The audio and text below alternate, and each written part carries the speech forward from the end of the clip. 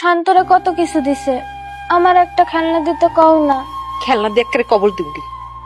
তোর বাপের টাকা নাই, তোরা তো শক্কর থেকে আমাকে রাগ বসে তোমার মাইয়ার উপরে দেখানোর কোনো দরকার নাই, এগুলো আমরা সবই বুঝি।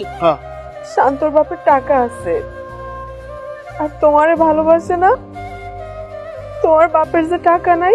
শান্তর জন্য যায় খেলনা নিয়ে আসে, শান্তর জন্য সব ভালোবাসা। অথচ আমার মায়ের একটু কাছে গেলে ধমক দেয়। চাচ্চু, আমি এত দূর হাইটে যাইতে পারুম না, আমারও তোমাকে লগে নিয়ে যাও। না না, অটোতে জায়গা নেই, আর অটোতে বেশি লোক হলে গরম লাগে। সংসারের বড় পোলা যে গাধা হয়, এটা আজকে আবার প্রমাণ হলো। এই সংসারের প্রত্যেকটা মানুষের কথা তুমি চিন্তা করো, কিন্তু তুমি গাধার কথা তো এই সংসারে কেউ চিন্তা করে না।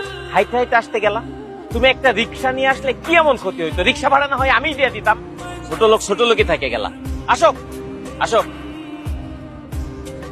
তো ওরা তো ঢাকায় থাকে, ওরা সবসময় টাটকা ডাব খাইতে পারে না, এই জন্য অগরে ডাব দিলাম। তোরা পরে খাইস। ভাইজান কিছু মনে করেন না। না না, আমি কি মনে করবো? কিছু মনে করি নাই। তাছাড়া আমি তো ডাব খাই না। ইলিশ মাছের মাথা খাবে, এই ইলিশ মাছের মাথা আমার শান্ত বাবাজি খাবে। মাছের মাথা খাইলে মাথায় বুদ্ধি হয়, আর আমার শান্ত বাবাজির মাথায় বুদ্ধি দরকার আছে। দে। বিয়ে বাড়িতে তো গরু, মুরগি, পোলাও, কোরমা নানা ধরনের মজার মজার খাবার পাওয়া যায়, তাই না? খাইতে পারো। হরে মা, কি মজা, বিয়ে বাড়িতে যামু, পোলাও কোরমা খামু।